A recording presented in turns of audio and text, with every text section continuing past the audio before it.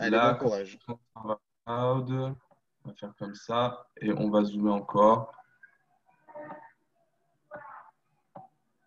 Est-ce que ça va comme ça? C'est Bon, parfait. Oui, nickel. allez, top. Bon, du coup, on va faire la correction. Comment vous avez trouvé ce QCM? Ah, ils ne peuvent pas répondre, ils n'ont pas de micro. Ok. D'accord, bon, je découvre l'appli, hein. Du coup, on va commencer la correction. Si vous avez des questions, n'hésitez pas à m'interpeller. Euh, Du coup, pour la question 1, pour la métrologie, c'est une question classique. C'était donc la puissance, donc une puissance électrique et une puissance mécanique. C'était AD. L'énergie, le travail et la quantité de chaleur, c'est L2 Mt-3. Et la pression, c'est L-1 Mt-2. D'accord? Donc, pour la première question, c'était les réponses AD. Si ça va pour tout le monde, je passe à la 2. Oui. Super, merci. Du coup, pour la question 2, les bonnes réponses, c'était ACDE. D'accord? Donc, ACDE, je vais vous mettre vous avez, est-ce que vous avez le sujet sous les yeux ou pas? Oui. Ouais. Oui, ça va, super. Donc, je vais vous mettre la correction que j'ai faite. Sur, Comme ça, ce sera plus facile à expliquer pour moi à l'oral. Voilà. ACDE. Donc, comme vous voyez, la réponse A, il y a bien 7 chiffres significatifs. Pour la B, il n'y en a que 2. N'oubliez pas les chiffres significatifs lorsqu'ils ne sont pas le résultat d'une mesure, c'est-à-dire en général, les chiffres significatifs, on ne compte pas les zéros avant, on ne compte pas les zéros après. Quand c'est le résultat d'une mesure, on compte les zéros après. D'accord? Donc la A était juste et la B était fausse. La C, le résultat final d'une addition, on en arrondit à n chiffres après la virgule. Pour la D, intervenant dans une opération, ça veut dire le résultat intermédiaire. Donc, on attend le résultat arrondi à n plus 1 chiffre après la virgule. D'accord? Donc, n'oubliez pas, ne confondez pas. Addition, soustraction, c'est le nombre de chiffres après la virgule. Pour la multiplication, c'est le nombre de chiffres significatifs. Pour la E, alors la E, je vous l'ai mis à la fin de votre correction parce que c'est une image. Voilà. La E, on est. Quelqu'un a pas de souci pour les premiers items? Je me coupe avant de me lancer dans cette explication. Ça va pour tout le monde, PCD? Oui, oui. Oui. Ah, ok. J'ai une mauvaise connexion Internet. Ils me viennent me mettre instable. Bon, on fait avec. Du coup, pour la E, est-ce que vous voyez bien la correction de la question E dans le Zoom? Oui. Ok.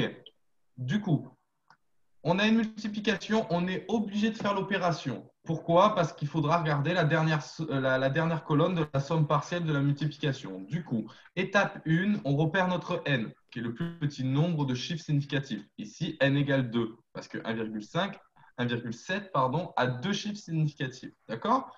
On arrondit le tout à n plus 1. N plus 1, trois chiffres significatifs. Du coup, on a notre multiplication, on la pose. On fait 9,02 pardon, fois 1,7. D'accord? On fait la multiplication, on trouve le résultat intermédiaire qui fait 15,334. Et là, pour arrondir notre résultat final, on est obligé, pardon, excusez-moi, on est obligé de regarder la dernière colonne de la somme partielle. Vous la voyez, je l'ai encadrée, j'ai mis un S à côté.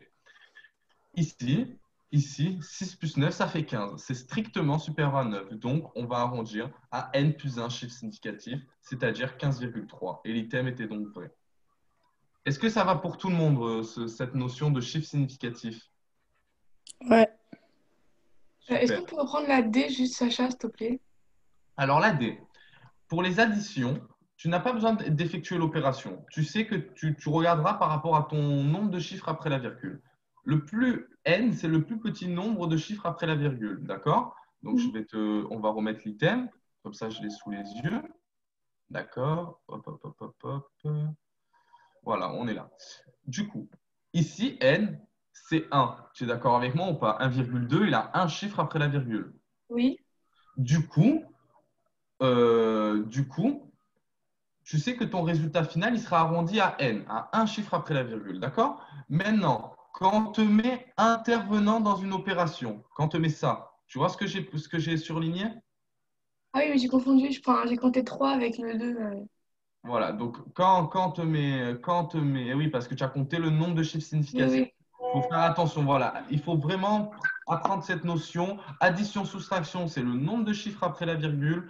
Et multiplication, division, c'est le nombre de chiffres significatifs. Voilà, il ne faut pas confondre parce que sinon, on fait une erreur bête et on perd 0,5 points. D'accord? Ça va, merci. Allez, pas de souci. Du coup, on va passer à la question 3. La question 3, c'était vraiment une question de définition. Voilà. Donc, sachez-le, même je sais que c'est chiant et tout, mais il l'a déjà fait et plusieurs fois. Il aime bien poser des définitions. En plus, là, le cours des équadifs a été annulé, donc peut-être que métrologie aura une question en plus cette année. Oh, pardon. J'arrive. Du coup, peut-être que métrologie, ils auront un cours en plus cette année. Il aura une question en plus. Donc voilà, il faut faire attention aux définitions, aux dates là. Du coup, en 1975, la France adopte le SI par décret gouvernemental. C'est vrai. La définition actuelle du mètre est une longueur d'onde dans le vide correspondant à la transition entre des niveaux d'énergie spécifiés de l'atome krypton 86. Ça, c'est faux. D'accord? Ça, c'est l'ancienne définition. En 83, elle a été redéfinie parce qu'il y a eu une amélioration de la mesure du temps. Du coup, vu qu'on était très, très, très précis sur le temps, on a pu calculer en sachant quelle durée la lumière faisait pour faire un mètre. Et on a pu vraiment définir le mètre encore plus précisément grâce à la lumière et notre progression dans le temps. D'accord? La C, elle est vraie parce qu'on mesure l'agitation thermique d'un point de vue microscopique, c'est-à-dire quand vous avez fait votre cours sur les liquides, gaz et solutions, vous voyez qu'on peut mesurer la température grâce à l'agitation thermique des molécules, d'accord? Des molécules et des atomes. Par contre, on peut aussi repérer la température, c'est-à-dire que quand on va regarder notre thermomètre notre thermomètre de mercure, ben, il va estimer l'état d'un corps chaud. Quand on va prendre notre thermomètre pour mesurer une température, c'est de l'estimation, on repère quelque chose. Donc c'est une grandeur aussi repérable. Donc c'est à la fois une grandeur mesurable et à la fois une repérable la température, d'accord? L'angle plan, il n'a pas de dimension, mais il possède bien une unité qui est le radian. D'accord? De toute façon, la D, le radian n'a pas d'unité, ben, c'est faux parce que le radian elle-même est une unité. Voilà. Et la E, elle est juste. Donc, pour la question 3, c'était les réponses ACE. D'accord? Moi, j'ai une question. Oui, bien sûr. Pourquoi la A, c'est 1975, c'est pas 1962? Non, 1962. Oui, c'est vrai et faux. Ça veut dire qu'en 62, je crois que, enfin, si c'est la bonne date que tu me dis, il me semble qu'ils adoptent que 6 unités. Et en 75, ils rajoutent la mole. Oui, mais D'accord? là, c'est pas précis le nombre d'unités qu'ils ont demandé, du coup. Enfin, le nombre Et d'unités bon, demandées. du coup, le SI aujourd'hui, il a cette unité. Donc la France, elle a adopté le SI en 75. Si je t'avais mis en 62, j'aurais dû te préciser les 6 unités. Et en 75, je n'ai pas besoin de le préciser, puisqu'aujourd'hui, il n'y a toujours que 7 unités, tu vois, dans le système international. C'est pour Ok. ça que je ne l'ai pas précisé. Après, je peux comprendre qu'il y avait un petit doute ou quoi, mais honnêtement, je vois l'item comme ça, je le mettrai vrai quand même. Ok. OK? Ok, merci. Pour la question 4. Alors, la question 4.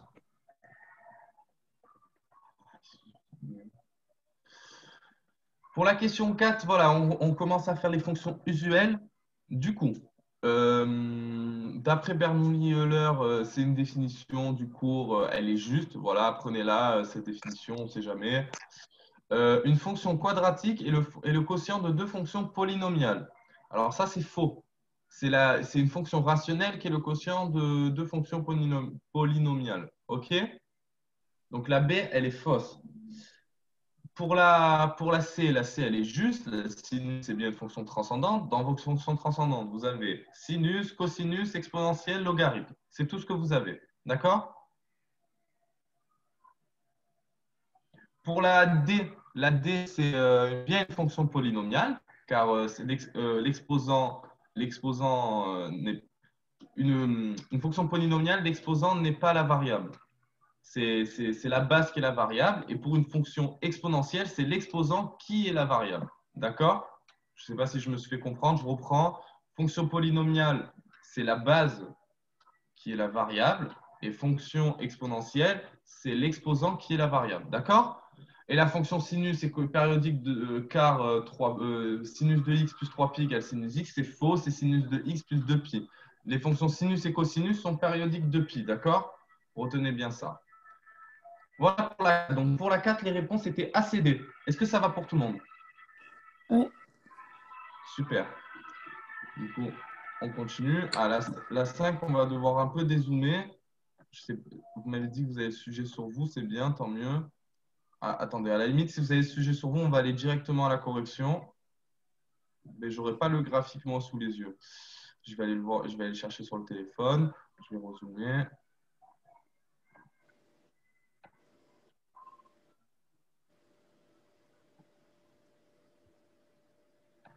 OK.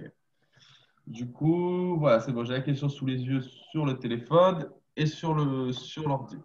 Du coup, pour la réponse 5, pour la question 5, les réponses c'était C et D, d'accord?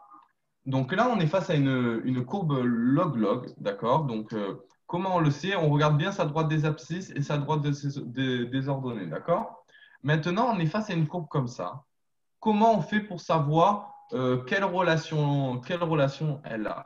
Déjà, on voit que c'est une courbe linéaire, que c'est une courbe affine, une fonction affine. Donc, on sait très bien que la fonction, elle sera de type y égale a de x plus b. D'accord? Vous me suivez tous?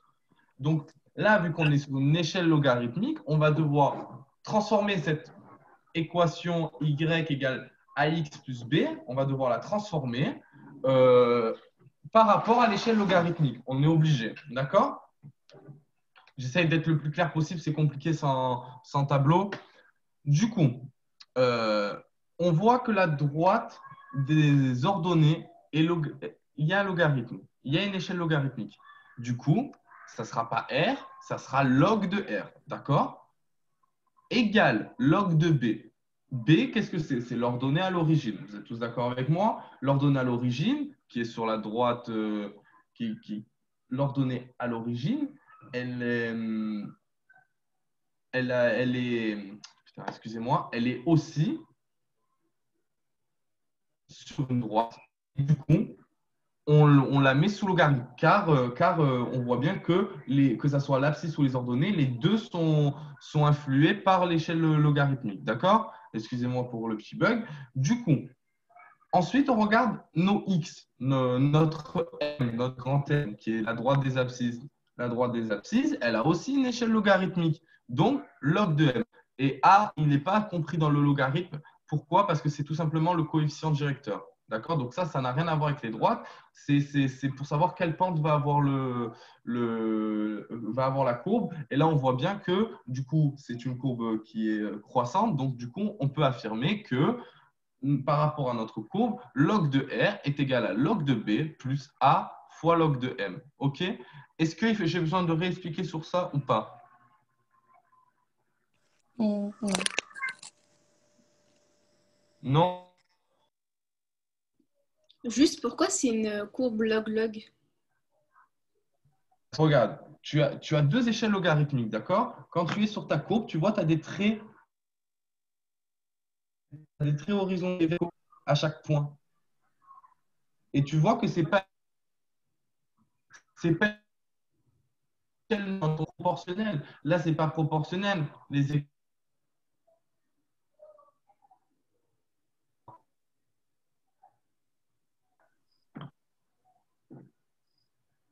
Ah, ok.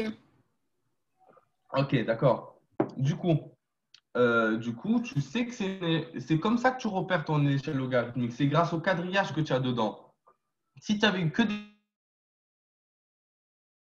courbes semi-ornées, si tu avais eu que des traits verticaux, ça aurait été une courbe semi-log sur l'abscisse. Tu as des abscisses ordonnées, donc c'est une log-log. Donc, sachez que cette forme linéaire plus A log de M, cette forme si vraiment vous n'arrivez pas à comprendre ce principe, vous pouvez toujours apprendre les formules par cœur et vous arriverez à faire l'exercice. Maintenant, moi, ce que je vous conseille, c'est d'essayer de comprendre.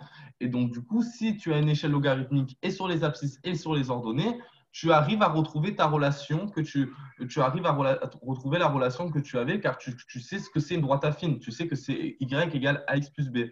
Donc, forcément, que il faut juste rajouter les logs au bon endroit, tout simplement. D'accord? Ouais.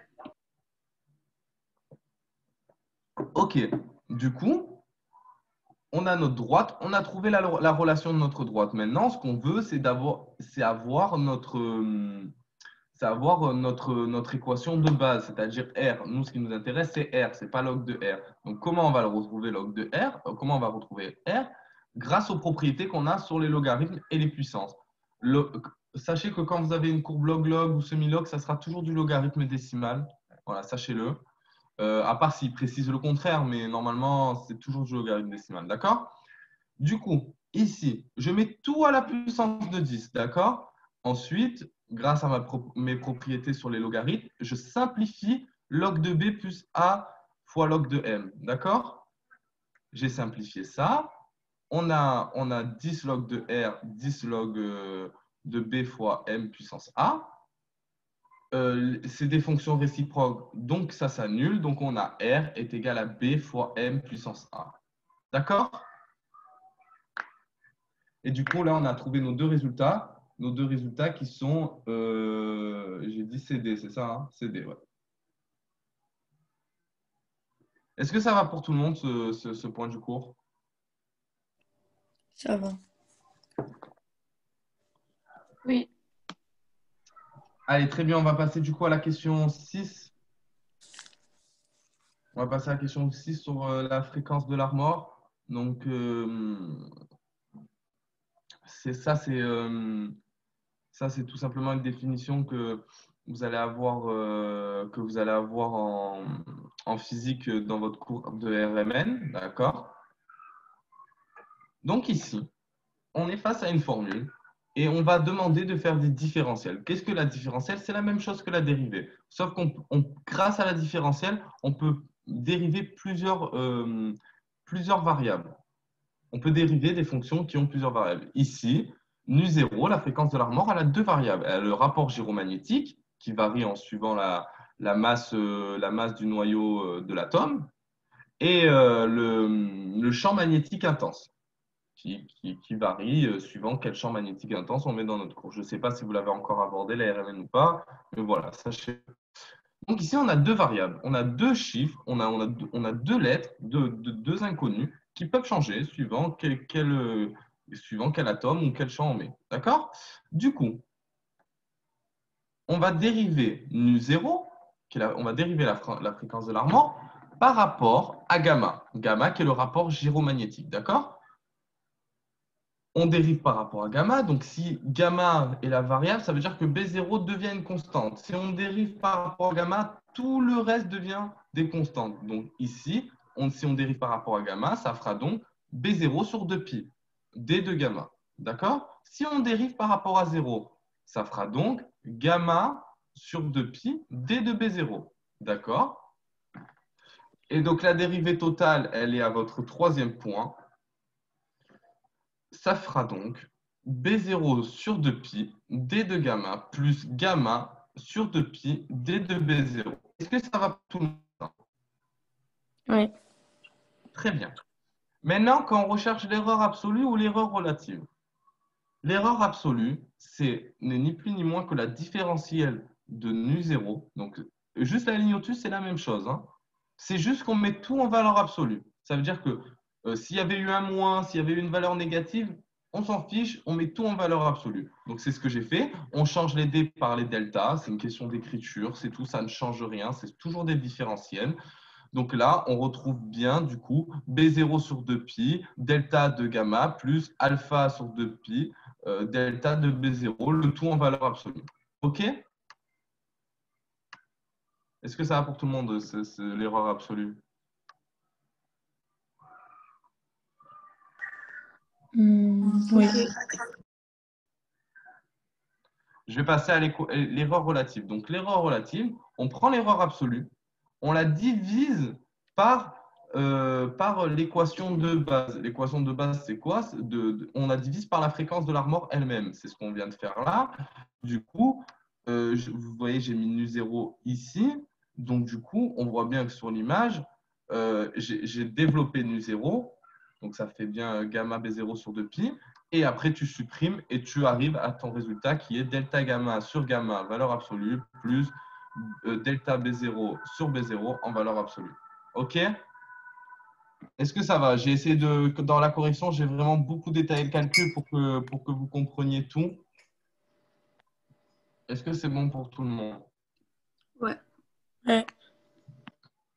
Très bien. Allez, on va passer du coup à la question 7. Alors, la question 7, apparemment, on m'a informé là, durant le QCM, on m'a dit que les divisions euclidiennes n'étaient plus au programme de déprimant. Donc, du coup, bon, si c'est plus au programme, bon, vous direz à Dan d'annuler la question. Vous direz à Dan d'annuler la question. Sinon, écoutez bien. Bon, c'est pas très compliqué. C'est le même principe que la division euclidienne qu'on faisait en primaire. Donc voilà, on a 3x puissance 4 plus x carré moins 6x plus 13.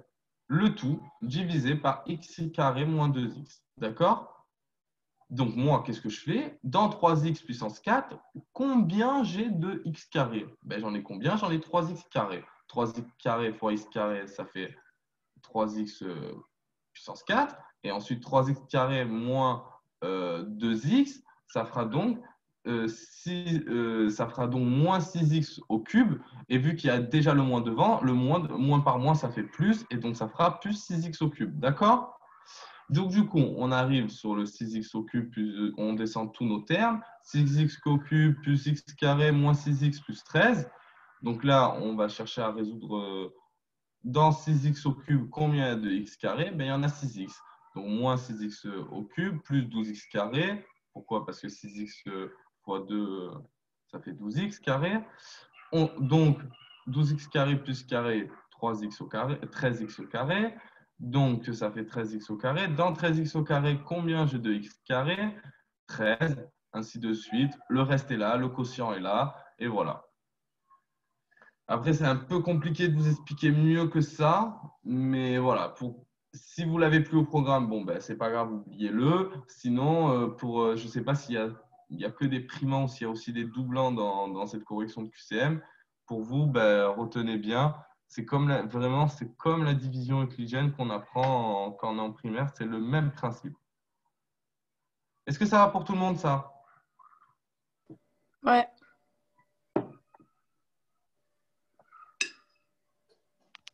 OK. Question 8. Question 8, qu'est-ce que c'est? La question 8, c'est une équation d'intégration par partie. D'accord? Donc, la question 8, vous avez tout ce sujet sous les yeux. En fait, pourquoi on va passer par l'intégration par partie? Parce qu'on ne peut pas trouver la primitive de x fois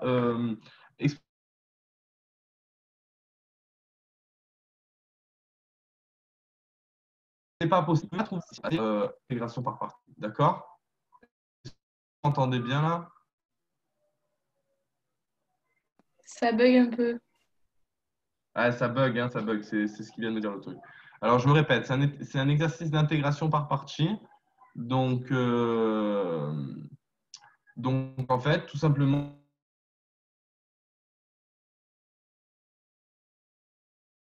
on est obligé de passer par cette formule que j'ai surlignée en jaune. Obligé de passer. Ici, on a la formule, elle est au-dessus. Donc, si égale à x fois exponentielle de x de dx, on peut poser x égale u et exponentielle de 2x égale dv. Alors, vous pouvez essayer de faire l'inverse. Ça marche aussi, mais c'est plus compliqué. Donc, c'est en fait, en général, il vous dira qui est le U et qui est V. Il n'y aura pas de souci. D'accord? Quand il a fait tomber une fois en annales, il a précisé qui était qui. Mais si vous devez chercher, essayez de chercher le plus simple. X c'est U parce que la dérivée de U c'est 1. Donc, ça va être plus simple. Voilà, c'est tout. Donc, si ne vous donne pas les termes, essayez de trouver vous-même vous allez au plus simple des dérivés et des primitives. D'accord? Ici, du coup, on a u égale x, u' égale 1. Donc, si on a v' égale 2, exponentielle de 2x, on va avoir v égale 1 sur 2, 1 demi, fois exponentielle de 2x. OK? J'ai développé, j'ai fait le calcul le maximum développé, j'ai fait des factorisations, j'ai redéveloppé pour que vraiment, quel que soit le résultat que vous trouvez quand vous développez le truc, vous trouvez le même résultat que moi, d'accord? Donc, par rapport à ça, je pense que c'est bon. Tout est expliqué dans la correction. Est-ce qu'il y a des questions par rapport à l'intégration par partie? Quelqu'un n'a pas compris ce qui était marqué ou ce que j'ai expliqué à l'oral? Juste, moi, j'ai une question. Tu as écrit v égale à 1 demi d'exponentielle 2x. Comment tu es passé de dv égale à exponentielle 2x à v égale à 1 demi d'exponentielle 2x? Alors, dv, c'est pareil que v'. D'accord? Ah, ok. C'est ce que je te disais. La différentielle et la dérivée, c'est exactement la même chose. Quand on te met dv, c'est juste une écriture différente. Quand on te met dv, on doit mettre dx en fait. Tu vois, là, j'ai fait une petite erreur.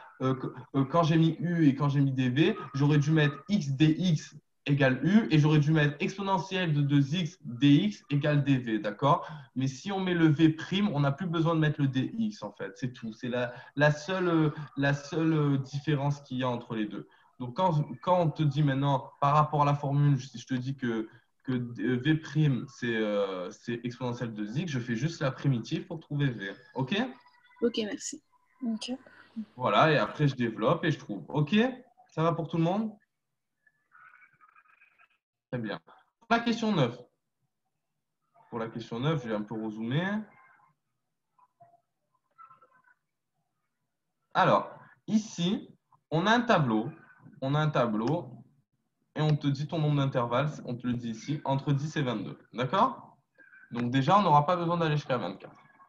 Maintenant, je vais compter juste pour savoir quel est mon n. Pourquoi je compte? Parce que si n est pair, on ne pourra pas utiliser la méthode des Simpsons. Non. Attendez que je ne dise pas de bêtises. Je vais vérifier de suite dans mon cours. Bon, là, il se trouve que n est pair. Non, voilà. Quand n est pair, on peut utiliser les deux méthodes. Quand n est impair, on peut utiliser que la méthode des trapèzes. Je vais vérifier, mais normalement, c'est ça. Hein. Je ne dis pas de bêtises. C'est ça, je crois.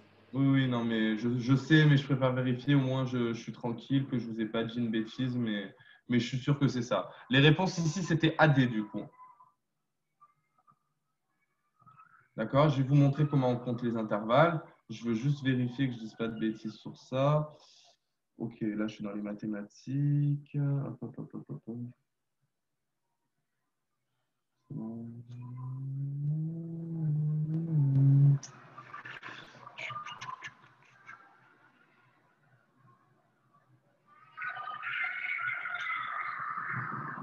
Ok, méthode des trapèzes.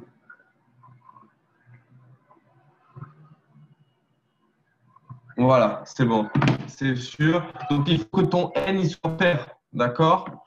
Du coup, ici, si n est pair, on peut utiliser les deux méthodes. Si n est impair, on peut utiliser que la méthode des trapèzes. Voilà, sachez-le, retenez-le, c'est important. Il a déjà fait tomber le piège. Ici, entre 10 et 22. Donc, 1, 2, 3, 4, 5, 6, 7. D'accord? Donc, si c'est 7, sachez que c'est un nombre d'intervalles. Vous faites toujours moins 1. Pourquoi? Parce que vous verrez dans le cours, quand il vous met les termes ici, il commence toujours par x indice 0. D'accord? Donc, en fait, il ne faut pas faire 1, 2, 3, 4. Il faudrait faire 0, 1, 2, 3, 4, 5, 6. Donc, le n, il est bien pair. D'accord? Donc, voilà, ne confondez pas. Vous comptez vos colonnes, vous faites moins 1.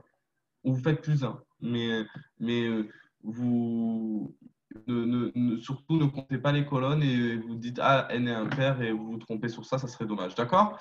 Du coup, ici les réponses du coup c'était AD, d'accord? Ça pose pas de problème pour tout le monde? Ouais. Parfait. Du coup, pour la question 10, du coup, on va allumer les questions sur les équations diff, puisque visiblement le cours a été annulé. Du coup, je vous ai mis des petites questions de propriété. Il en fait toujours une dans ses QCM. Donc, Donc là, la fonction logarithme est définie sur 0 plus infini. C'est vrai.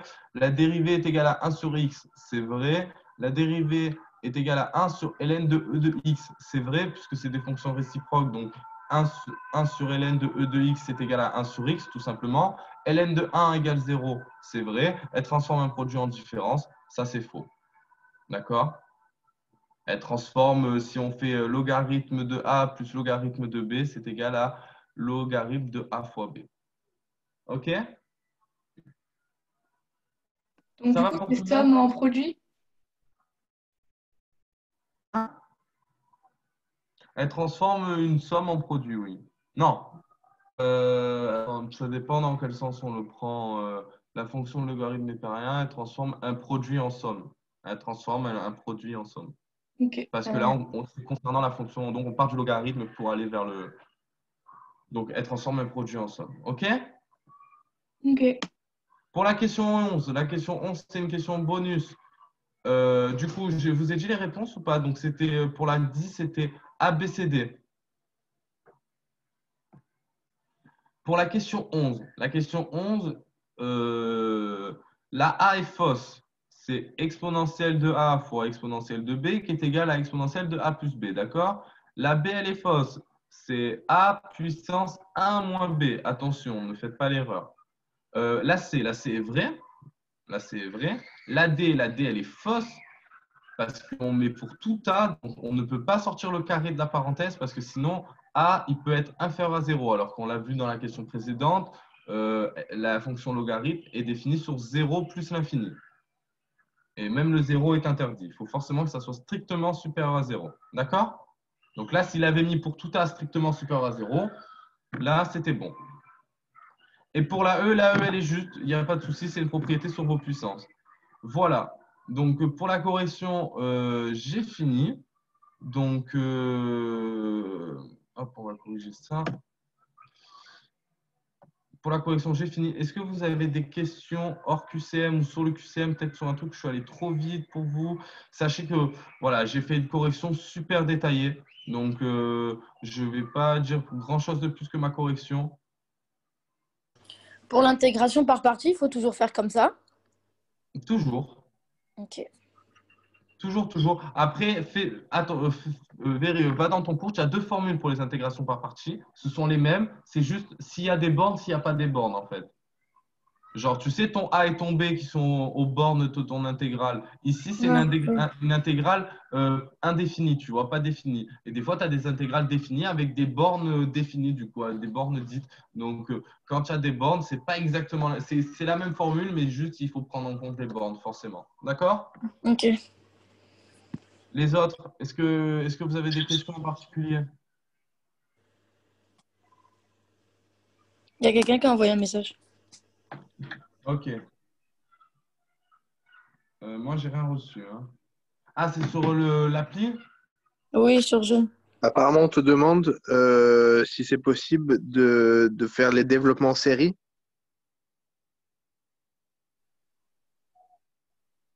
Il est dans la correction, il est là. Il est juste ici. Attends. Le développement en série, d'accord. Ah non, mais j'ai pas fait de question dessus. D'accord, oui, je peux aborder ça. Comment je vais faire? C'est compliqué, mais on va essayer de le faire à l'ordinateur. Hein. J'ai pas mieux. Hein. J'ai pas mieux. Non, mais Sacha, c'est pas grave. Au pire, tu leur feras et je leur transmettrai. Au pire, voilà, je vous fais une fiche, je vous fais une feuille où je vous explique le développement en série.